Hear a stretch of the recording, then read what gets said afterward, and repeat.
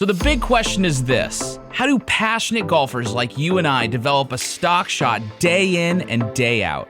A stock shot that's as reliable as the sun coming up in the morning. That's the question, and this podcast is the answer. Welcome to Stock Shot Secrets. So I want to tell you guys a little bit of a story about how to actually take a feeling or what you've been working on in your golf swing and actually take it to the golf course and put it under pressure and actually apply it. Because I think by and large, right, we would all agree that you go, man, I hit it really good on the range, but maybe I take it to the course and I suck. Or I go to the course and I suck and like blah, blah, blah, blah, blah. And it's like, what is the process to actually go through to actually make a change and then have it stick? So I'll tell it as a story with my own personal life and journey, right? So in the present tense, right, I played golf 2 weeks ago. And 2 weeks ago, I played on a Thursday, and I went out and I played golf.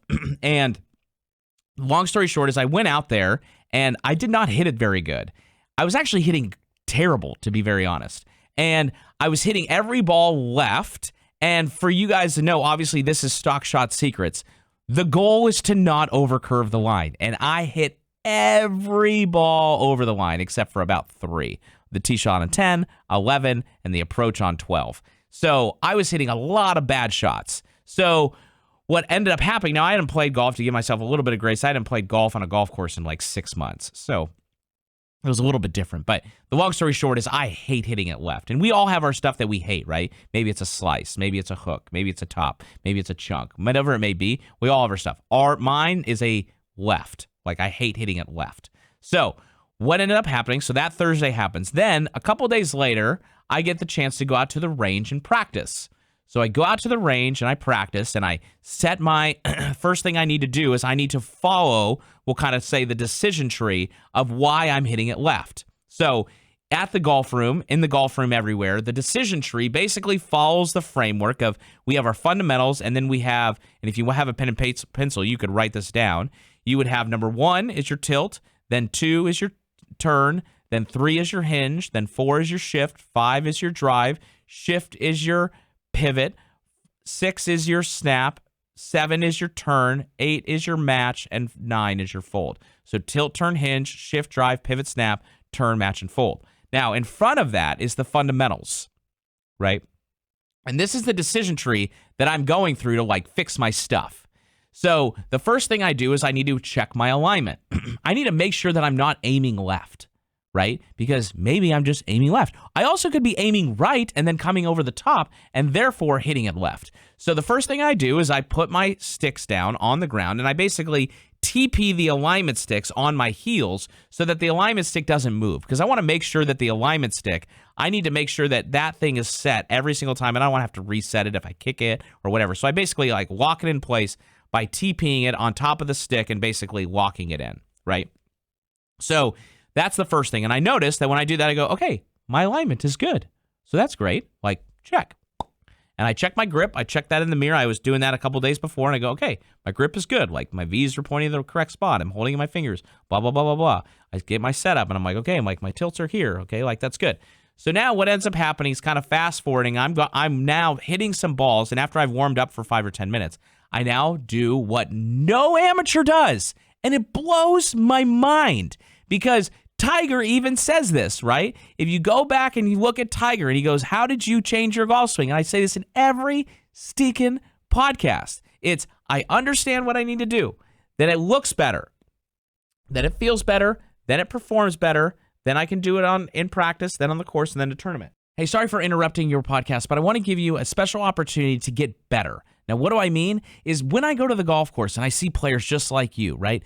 They're aimlessly hitting balls, trying to get better, and it's not their fault, but they're not really working on anything that's actually going to go about getting them better, right? They're working on this, or they're working on flipping, or early extending, or not hitting it left, or not hitting it right, but there's not an actual plan of cause and effect of what it is that they really need to do to actually get better. So what I want to give you an opportunity for is what we call a new student swing assessment. Now, this is done online, and all you have to do is send us 2 videos of your swing. It's ridiculously easy, ridiculously simple, and after this, you're going to get a full, robust breakdown of your golf swing and what it is that you need to tackle first and foremost so that you can start building a better game tomorrow and, quite frankly, start building stock shots. So you can do this at thegolfroomeverywhere.com/NSA. That's for new student assessment, but NSA, and you can get this full breakdown and, you, quite frankly, in record turnaround time. You could send it in right now and get it back in a few hours later and have a plan tonight as to what it is that you need to do to go about getting better. So we look forward to seeing your swing, and now back to the podcast. At this point, I don't know I don't understand yet why I'm hitting it left, right? So at this point, I now film my golf swing, right? Because I need to have an understanding of what it is. And lo and behold, I'm doing what I always do. And my thing, every single lesson that I sent to my coach, Mike Bender, every single lesson was like, Kyle, your backswing is really good. Your transition is really good. You're just a little tipped out.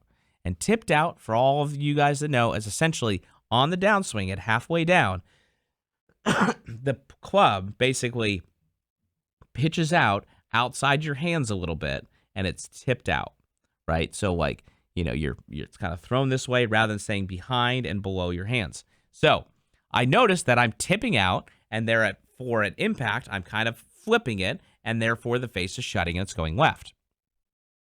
So now what ends up happening is now I understand what it is that I need to do, and I need to now make it look better. So what do? I grab an alignment stick, I stick it in the ground behind me, kind of create this anti-tip out stick, and I hit balls and I film it. And I go, wow, I do this, and the ball doesn't overcurve the line, right? I'm feeling like I'm coming from the inside. My wrists, I have to feel like I'm kind of going much more thumbs down because my release, my thumbs go up. It's called horizontal hinging. It's like what I've always done. Mike would talk about it all the time. So I really work on not tipping out, thumbs down, and really like keeping the club head low to the ground all the way through the impact zone and out as long as I possibly can. And when I do this, lo and behold, like I said, the ball doesn't go left. So I'm like, that's great. So now I'm practicing, and it's looking, and it feels better. The ball's better off the face. The attack angle's better, and it's performing in practice. So now what ends up happening is I've got my U.S. Open qualifying in a week, right? It's actually in 6 days, right, from right now and when I'm filming this.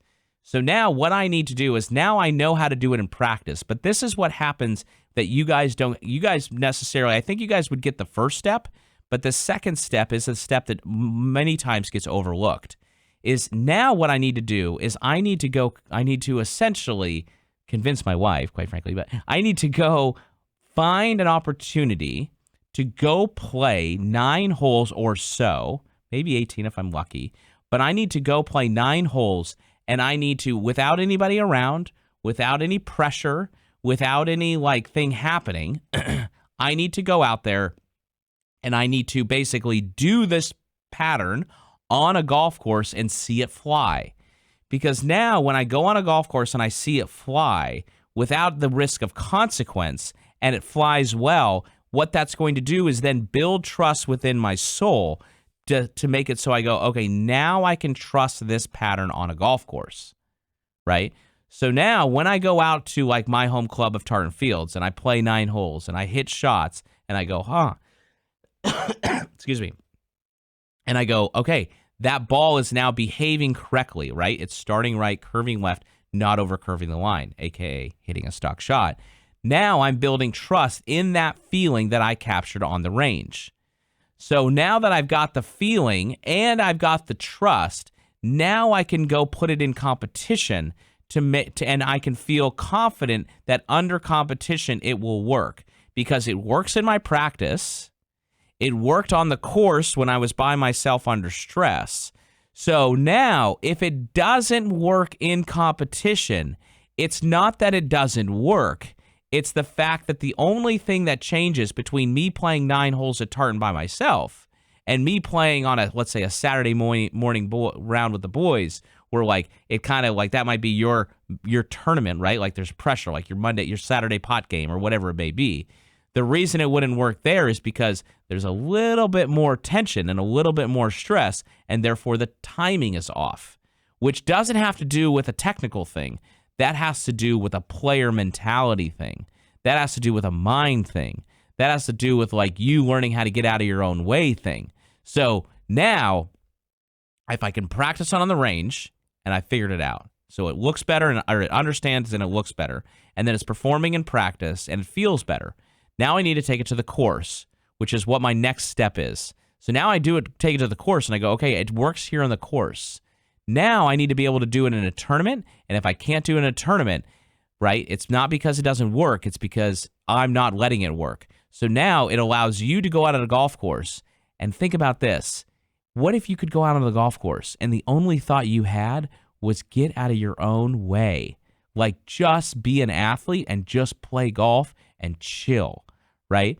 Because that's ultimately what you're after. Now, when you start to build the pattern in over time, that feeling will then become subconscious, and you're not going to have to think about it on the golf course. It's just going to be there, which is why you guys are practicing late, staying up when the kids go to bed. I woke up this morning at 5:45 and went to the golf room and practiced from 6 to 7. Like, that's why you do that stuff, so that it can therefore be subconscious when the time matters. Okay? So this is how you take, and this is how I am taking a feeling that I've got going in my swing and taking it to the golf course in the same situation that I would have for you. Now, for me, one thing, little asterisk that I want to have to say this, right, is that for me to understand my stuff and understand what it was took hundreds of hours and hundreds of thousands of dollars, to be very frank, in learning with Mike Bender what my stuff was and how to fix it, right? So what happens and what breaks my heart is that when you're hitting balls, and if your first thing is that you need to understand, what does a good golf swing look like? So if you understand what it looks like, then after you understand what it looks like, now you can start to create, let's say, feedback stations on how to fix it. But you have to understand what it should look like first. Just like if you look at a profit and loss and a balance sheet and you're like, man, I don't even know what this looks. This looks like Aramaic. Looks like Chinese. I don't even know what this is, right? Then you have no chance of actually reading the P&L or the balance sheet and fixing it. You have to be able to read it and then understand what it is that you need to do, or you need to understand what's wrong with it, and then have the remedies and the things that you need to do to then change that outcome on the P&L and the balance sheet, which is the outcome on your video. So take this, right? If you don't know what it is that you need to do, this is why you have like new student swing assessments at the Golf Room Everywhere. You can send us videos and we will tell you exactly what your stuff is, so that you're not just a golf ball whacker guy, but you're actually hitting golf balls and doing it with purpose, so that you have an actual plan to your practice and not just scraping and hitting and hoping to stumble upon greatness, because listen, that's never going to work. Okay? So take this to the course, take this to the range. I should say, take it to the range, to the course, and then to your competition. And it's in that progression of how you make a change that's everlasting.